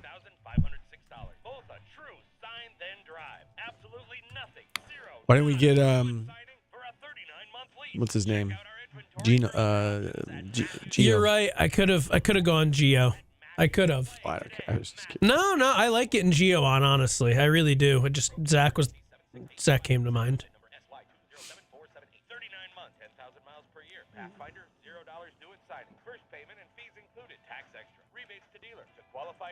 So he's the sideline reporter during football, but the play-by-play man for basketball. Zach is? Is he? That's what it says. Did Bill Roth go back to calling football this year?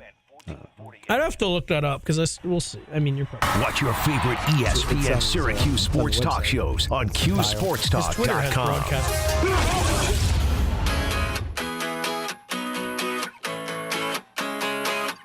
Back on Orange Nation, ESPN Radio Syracuse, Utica Rome. Watch us on QSportsTalk.com or YouTube. Paulie's on the way to Blacksburg.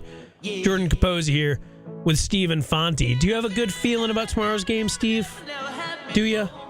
I mean, I yes. If you say I need an answer, who's going to win? I actually think Syracuse is going to win. Yes. That was I don't know about a good feeling. Like, I don't know how confident I am. 51% to 49% confidence. Is it a feeling like you never, ever had before? You got a No, I've had this feeling before. Okay. Yeah. You know this one, I assume. Yes. It samples the late Avicii, by the way, who was very big in getting kind of that house-style music into the mainstream. So, again, I mentioned that Flo Rida really likes taking songs that you already know and then flipping them. It's a good formula. I'm going to do something we don't normally do on this show. I made a bunch of little sounds for the Today's Business segment that never get used. So let's see which one we get today. I hope it's a fun one. Our take on the day's top stories. It's Today's Business on Orange Nation. I didn't make this one. Kind of underwhelmed. I'm always hoping for the one where the referee says giving them the business. Yeah, I like that one too. It makes me happy.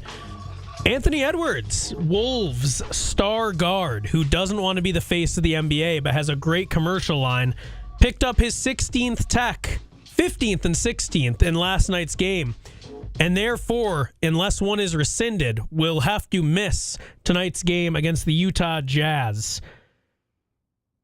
I forgot the exact stat, but I think he's the first guy since Draymond to get this many techs this early.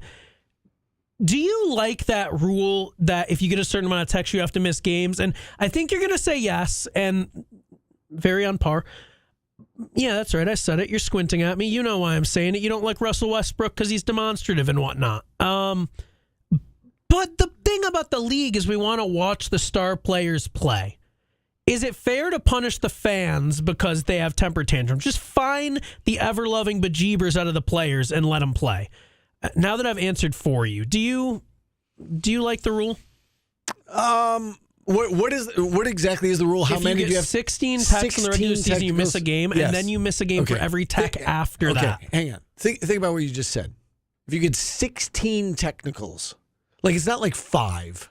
It's If not like LeBron 3. James gets a technical like every 8. game, I don't want to miss him playing. 16 You're punishing technicals. the fans. You're literally punishing the fans, though.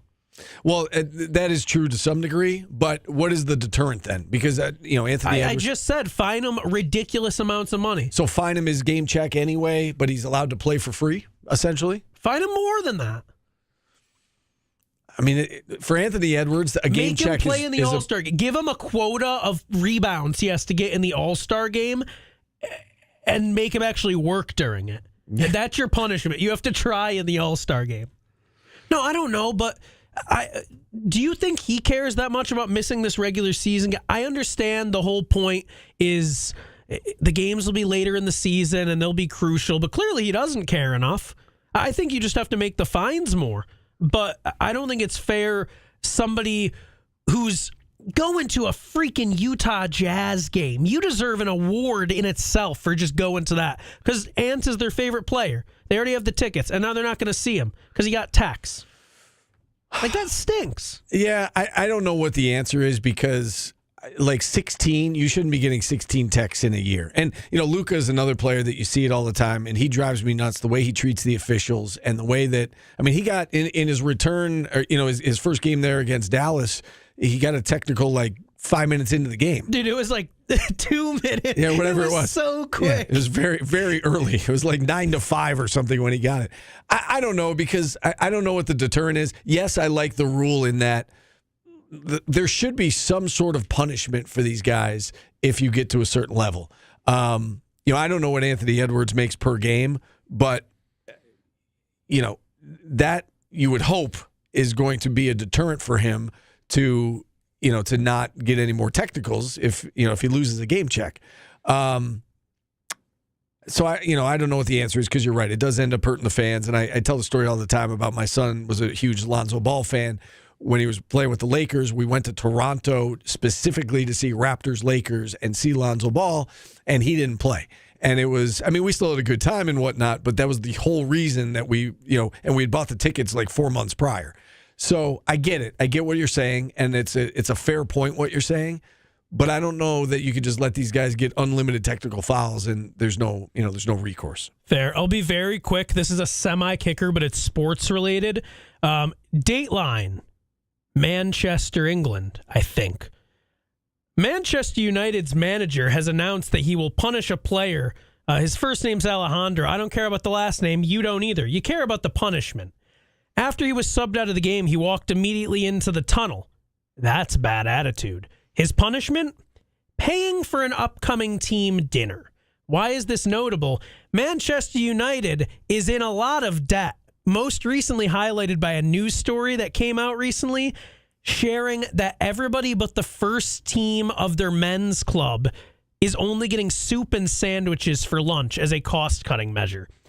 Now, I ask you, wow, is punishing a guy for having a bad attitude during a game by making him pay for a team dinner an adequate punishment? And does it seem really stupid when it's clear you guys are low on money? Because that was my first thought. This is clearly not a punishment. This is a cost-cutting measure. Yeah, I don't mind the punishment, but the fact that you add the part in there about the teams trying to save money, that just sounds cheap. How about you have them buy lunch for the non-first teamers? Yeah, right. Soup and sandwich. I love a good soup and sandwich, but imagine because you're a backup, you got to watch insert player on Man U here eat something phenomenal, and you're just sitting there with a grilled cheese. You know who couldn't play for the Manchester United anything other than the first team would be Rick Beardsley, because last 2 weeks, true, shrimp scampi and then steak. Yeah, so I don't think he would do well with sandwiches and soup and sandwich for lunch. That would not be enough for him.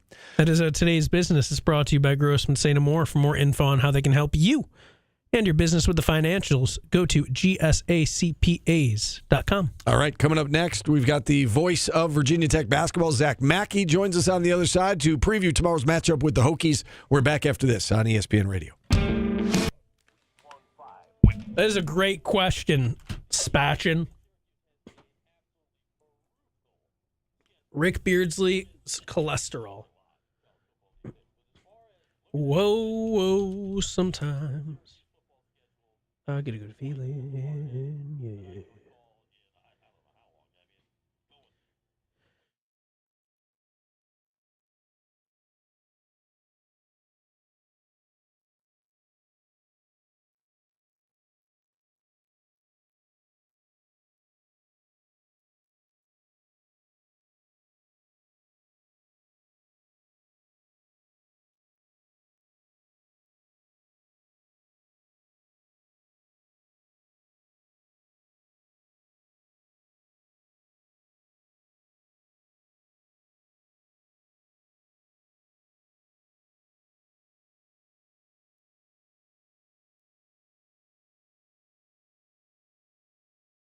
A Hokie is like a turkey, I believe, Florida guy. We did like a whole deep dive as to why they're called the Hokies. Whoa, sometimes I get a good feeling, yeah.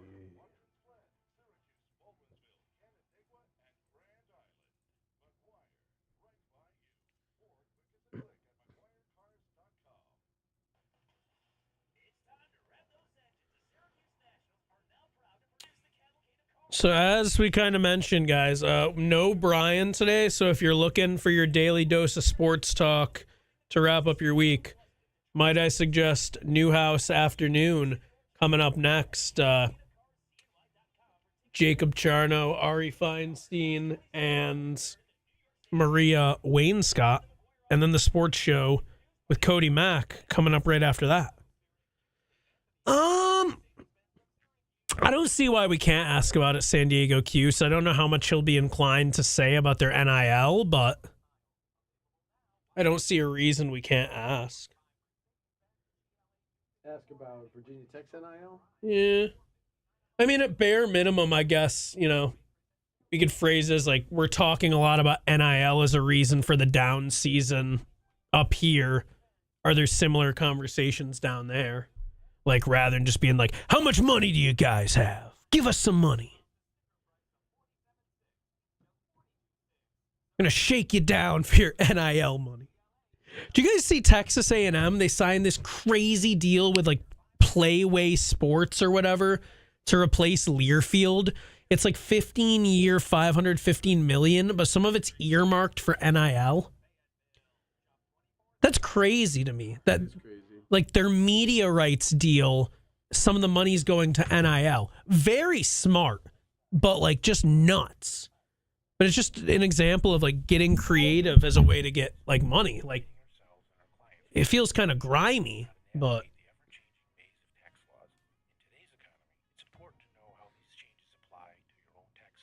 because obviously, we have the conversation, is it your average Joe or is it the billionaires? Well, sometimes it's how you utilize what you have.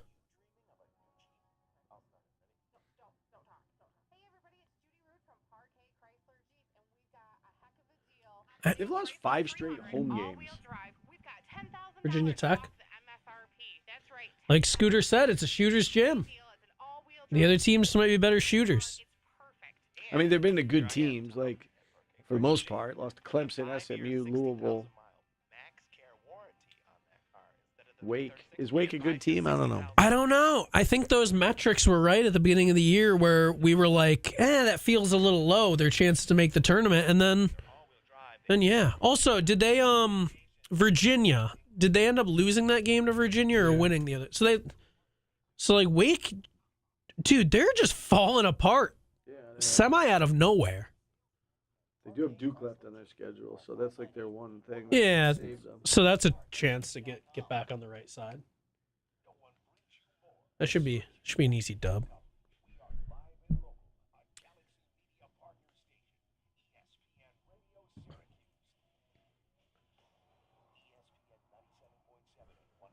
right one.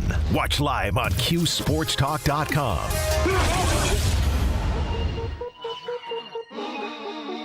One of Flow Rida's first hits. Low on Flow Rida today here on Orange Nation. T-Pain's in this one. I had to get some T-Pain in there, Steve, because we were supposed to have him as Artist of the Day on your birthday, but we made some exceptions. Jordan Capozzi and Steve Infanti here with you on ESPN Radio, Syracuse and Utica Rome, Orange Nation, up until 2 p.m. All right, and with that, let's bring on our final guest of the show, final guest of the week, as we are pleased to be joined by the voice of Virginia Tech basketball, Zach Mackey, joining us here on the show as we preview Syracuse, Virginia Tech tomorrow in Blacksburg. Zach, thanks so much for giving us a few minutes of your time. How are you today? Yeah, doing well, guys. Thanks for having me on. Happy to be here. All right, so as you well know, there are a lot of these teams in the ACC that they, 6 conference wins, 7 conference wins. There's all these teams kind of bunched up together, and we get to see another matchup of 2 of these tomorrow with the Orange and Hokies going at it. We kind of know, we watch every second of every Syracuse game. We kind of know what's gone wrong this year for the Orange. Can you kind of bring us up to date on the season for Virginia Tech and how the Hokies got to this point at 12-16 and 7-10 in conference play? Yeah, no kidding. Not the season exactly Virginia Tech wanted her. Really, there were a lot of question marks coming into this season. Virginia Tech returned only 10% of its production from a season ago, and it was a team last year that, again, missed the NCAA tournament, went to the NIT, and they were looking to reload.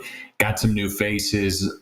Actually, Virginia Tech lost their point guard before the season even started with a little bit of a gambling issue at his previous school. So now you're down to your point guard. You're with a whole bunch of brand new faces coming into the year, and it was a tough start. The month of November, lost to Jacksonville State, went down, lost 3 down in Florida to some top teams. Michigan was down there and some of the others, and it was a really, really slow start. In December, one of the lower non-conference parts of the season. When you looked at their NAT rating and where it was when we got into the month of December, it was the lowest in the ACC. Now, to their credit, to Coach Young's credit, figured it out a little bit more so as we got into ACC play with so many young guys. I mean, Virginia Tech starting at the point guard spot, a true freshman. The backup of the point guard spots, a guy in Brandon Rexsteiner who didn't play last year. Basically, he's coming in this year as a true sophomore with not a lot of playing time. A whole bunch of new guys who hadn't really played at the ACC level, coming from spots like VCU and Eastern Michigan and different spots where they went in and got a few guys. So it was a really tough non-conference part of the season, a tough beginning part of ACC play. It has improved over the course of the month of January. I know, just in the month of January and February, when we were doing our coaches shows recently, we've been talking about, this team has improved night and day from November to where they're at now. Toby the Wild has been a great addition from VCU. He's a leading scorer. He's a leading rebounder. He's full of athleticism. He can jump out of the gym. He's a big guy, but he just started playing basketball when he was 15 years old. So he's still relatively young, still learning the game completely and fully.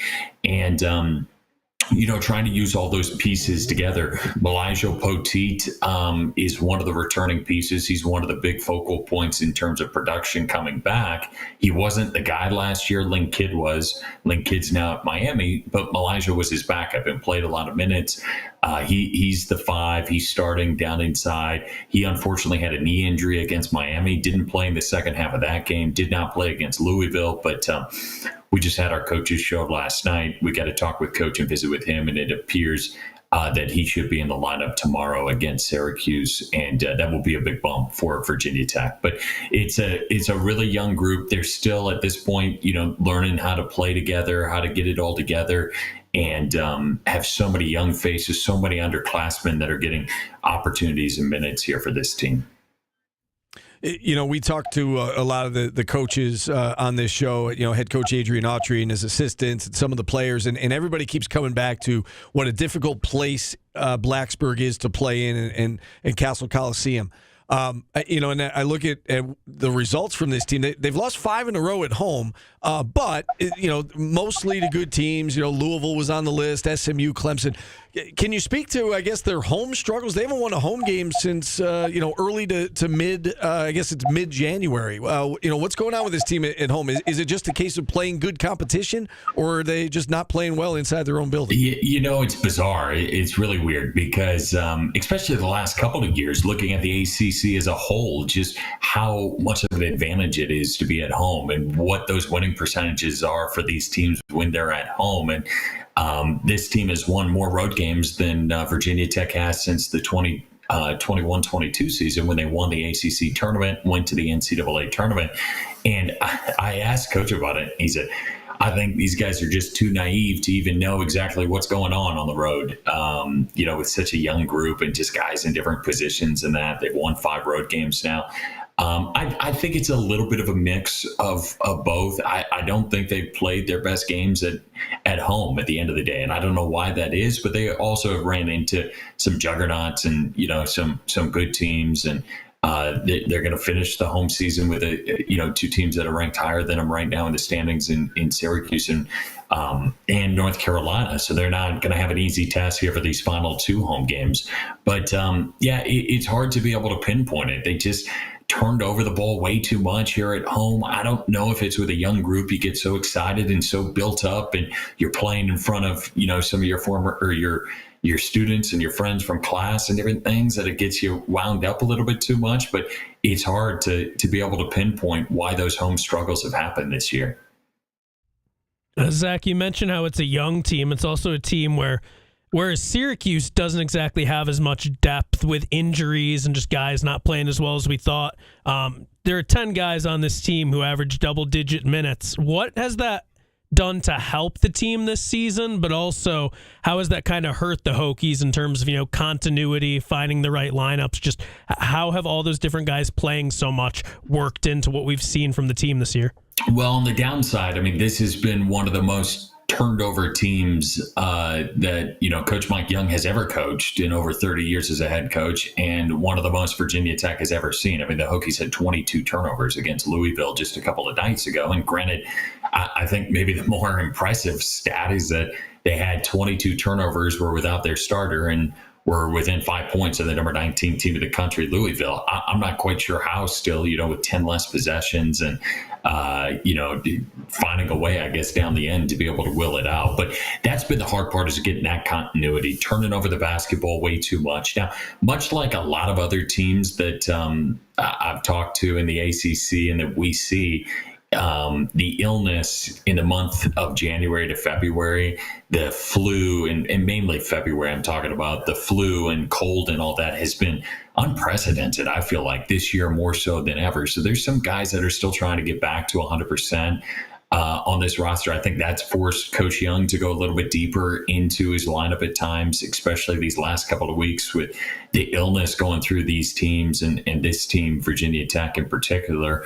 But I do think that it's a positive in terms of being able to get so many of these young guys experience and still be able to win games. Coach Young, typically last year went, about 7 deep, and that was about as deep as he wanted to go. He's not somebody who in his career has gone real deep into the lineup, but a little bit of it is just with what you're handed this year, and young guys trying, sickness, trying to get them back conditioned wise and play those big minutes. So I think, it's something that maybe in the future you'll look to and say, okay, these guys got good playing time, but unfortunately at times it's created far, far too many turnovers than where this team wants to be. Zach Mackey, voice of Virginia Tech men's basketball preview in tomorrow's game in Blacksburg. Zach, I want to just stray away from the game for a brief second, because something that we've been talking about, our fans, us on the shows, even the coaches, that's become a storyline, and it is everywhere in the country, is NIL. And I know that's something even the coaches have referenced for the disappointing season and how next season things will change. What's NIL like as a storyline over there with you guys? Is it something that fans are talking about and, blaming it for some ways how the season's gone, and just, what's the NIL narrative over there? Yeah, I would say the narrative is it's funny how much that has changed the game of basketball, because this year, fans on Twitter and online, it's hard to get a sense of, the real fan base. And those are the loud voices. But those folks online are the ones that are saying, hey, Mike Young's doing the best with what he's got because he doesn't have a ton of resources. So it's funny, people kind of know that obviously here at Virginia Tech, a big part of it all has been football, and football drives the engine and keeps it going. And unfortunately, that's put Virginia Tech in an area where it's not had as many resources as it's wanted to, or where it needs to be at on the basketball court. Those numbers aren't where, some of the other leagues or some of the other teams in this league have been. And I think fans recognize that. I think people recognize that in the community and kind of know where they're sitting. From what I've heard, is going to be improved into next year. And, it's one of those things. I mean, if you want to be competitive in this league and you want to be competitive nationally, you've got to invest the money in an NIL. And a school like Louisville decided to invest a lot of money in a new basketball coach, and I say that because we just played them, and they invested a lot of money in NIL, and it shows. They were able to go out and get some of the top players. They've got a huge staff. They're number 19 in the country now, but Virginia Tech wasn't at that same level. And I'm not saying that they're going to be at the same level as Louisville basketball, NIL wise, and that they're always going to try to do a little more with a little less. But I do think that everyone recognizes that it needs to be improved. And from what I hear, it is going to be improved going forward. All right, let's circle back to this game tomorrow now, Zach. I'm sure that you've been studying up on the Orange, and you've probably watched them play a few times this year. What are your impressions of Syracuse, and how do you kind of see this game? How do you see these two teams matching up against each other in this game playing itself out? Yeah, I'm really intrigued and interested to see how it goes inside, because Syracuse just coming off a big win against NC State where they got the job done down to the paint. Put up 40-some points, I believe, over NC State's 20-some down to the paint, and really dominated that game inside. Now, Louisville did about the same thing to Virginia Tech. They put up 50 points down inside, while the Hokies were only able to put up about 20, 25 or so. So that was a big difference down inside, and it really changed the game. Obviously, if you can get close to the hoop, Eddie Lampkin's a beast, and what he's been able to do through ACC play has been impressive. Coach was talking about him last night, just saying he is such a big presence inside, kind of put him at the same level as maybe a guy like DJ Burns for NC State, who was just a big presence down inside and had great feet, and, was able to not only get you the double-digit points, but can also get you the double-digit rebounds inside. I'm really interested to see. I mean, everything I've heard is that Elijah Poteet is going to go. He's going to be fine. The starting five for Virginia Tech and the big guy inside, he's going to be outmatched inside in terms of the size that Lampkin brings, and just his straight up weight, and that he will have over Malaysia Poteet. And Malaysia, coming off injury, hasn't played in a week now. So what does that look like? That's going to be one of the big matchups I look at. And then Virginia Tech's got to find a way to get the starters going. Jaden Schutt's been quite ill for the last probably week and a half now, and unfortunately, that's put him in a spot where he hasn't produced any points in the last couple of games. And that's a starter who was averaging 18 points the last couple of games against Virginia and some of the other opponents, and then went down with injury. And we haven't heard, or sickness, I should say, we haven't heard as much about him. And then Toby the Wild didn't have a single point in the first half, ended up with 2 points. He's the leading scorer for Virginia Tech. They've got to get him going. The Hokies had 50 points coming from the bench in the game against Louisville. That's the only way they were in it. They had, again, 50 points coming from the bench against Miami, and that's a reason why they won it. So those starters are going to have to be able to step up and have big games if Virginia Tech wants to be in this one. All right, Zach, great insight. We really appreciate you coming on, and we look forward to chatting with you down the road whenever Syracuse and Virginia Tech hook up. Thanks so much for coming on. Thanks, guys. Appreciate it. All right, appreciate you. Zach Mackey joining us here on the program. And with that, we'll hit our final timeout. We will wrap things up right after this on ESPN Radio. Evan Canty and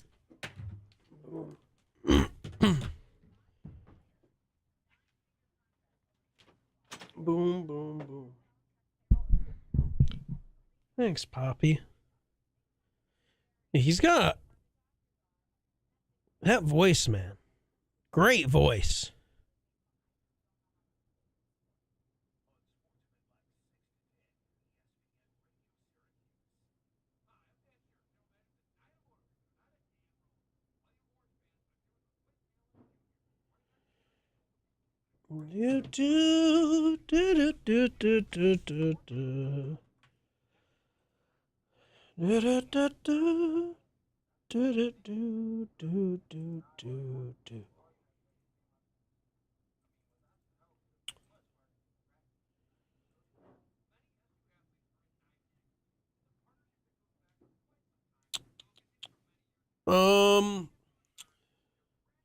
How many of you guys work Fridays and how many of you don't? Because I'm kind of our viewership is always lower on Friday, and I'm curious if it is directly related to a lot of places doing work from home Fridays. What's for lunch today? I forgot what it is. I brought something. It's like Ben and Jerry's street rice, I think. Hold on, let me grab it. It's something like my mom got and is like, bring this to work. I scooted the wrong way.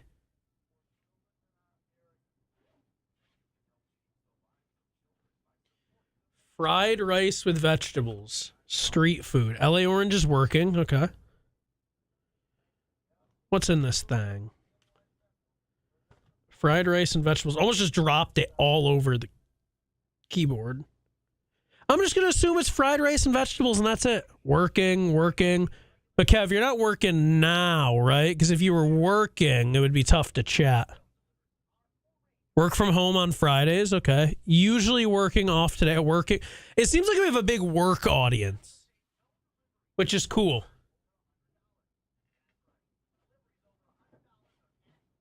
Yeah, so pretty much everybody's either working or normally working. Yeah, no, chat and work makes sense. I appreciate that you still tuned in, Supercat, even though you're off today. Earbuds, yep. No, that is actually a really good point, because depending on what you do, you can just type and it looks like you're working. And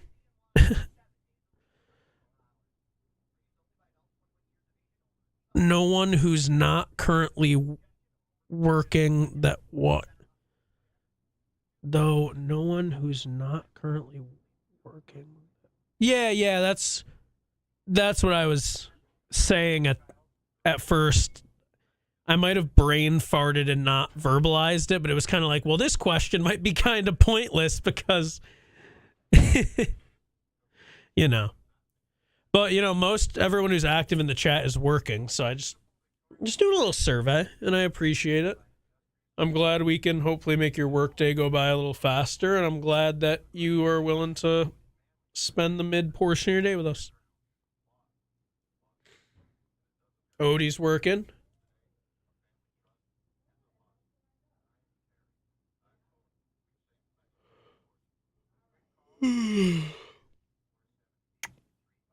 So for all the real ones out there, here's our lineup next week. Steve is not here Monday and Tuesday, so those should be Mario productions. If Syracuse gets the 13 seed, we will not have a show Wednesday. If they win that game, we will not have a show Thursday. If they win that game, we will not have a show Friday. Market research. No, I'm just curious. Like, I'm going to be honest, like, believe it or not, I genuinely think some of these analytics and little things that I might care more about than a lot of people. But I'm just curious. Steve, where are you? Steve, where are you? Okay. These 9 a.m. to 10 a.m. on ESPN Radio Syracuse. Watch your favorite ESPN Syracuse sports talk shows on QSportsTalk.com. Right Round, the song that made Flo Rida the artist of the day. Number one on this day in 2009. Jordan Capozzi and Steve Infanti wrapping up shop with you here on Orange Nation. We appreciate you tuning in. Whether, you know, you're getting a little break from work at the office, whether you're in your car, whether you're working, or whether you're not on this fine Friday. Very much appreciate you tuning in, and I say continue to do so. We got Newhouse Afternoon coming up next. We have the Sports Show with Cody Mack. Coming up at 3, Brian Higgins has pregame coverage for Syracuse, Virginia Tech at 11 a.m. tomorrow. And our postgame will be Q Sports Talk only for that game because men's lacrosse is going to be on these airwaves. So if you want to react to the Virginia Tech game with me, it is only on QSportsTalk.com. Again, QSportsTalk.com is the only place that you can get postgame for the Syracuse Virginia Tech game. Steve. Jordan. Artist of the day for Monday, March 3rd. And this is a big spot for you because you're not going to be here. So you're almost like picking for Mario, picking for us. All right, we will... If I put De La Soul in there, do they automatically just get it? Well, they get my vote, most likely. Most likely. I'm thinking like Morgan Wallen. He does country. I like Morgan Wallen, too. De La Soul, Nickelback, Madonna, or the Gorillaz. Those all sound fun. I want to save Morgan Wallen for a time when I can, because we don't get a lot of country on this show. I'm also curious. Like I feel like he might have like done a thing and people were mad at him, but I feel like he's mainstream. He's done a few things, yeah. Yeah. He had some help doing them, I've been told. He did, yes. He's got a song about it. Yeah. I'm going to go De La Soul. Do you think Mario likes De La Soul? I do not know that. My guess is no. But I know that one Pauly Sibilia does. Yeah, but like, what has he ever done for me? I think Pauly would pick De La Soul if he was here. Okay, so I'm between Nickelback, Morgan Wallen, Madonna, and regular bumpbacks and the Gorillaz. What are the Gorillaz? I'm forgetting the song, but they're kind of like we're under. Now I have to remove the promo. I'm voting De La Soul first of all. They have the song Clint Eastwood, Good Something Inc. Okay, I've heard that. Yeah, that's good. Wait, did that really? Yes, yes. That tripped something for me. I can't improve on that. All right, we do have to go. I can't believe I did it. Newhouse Afternoon's coming up next. Cody Mack at 3. Again, we are back at it at noon on Monday. Enjoy the weekend, everybody. Hey there, Central New York.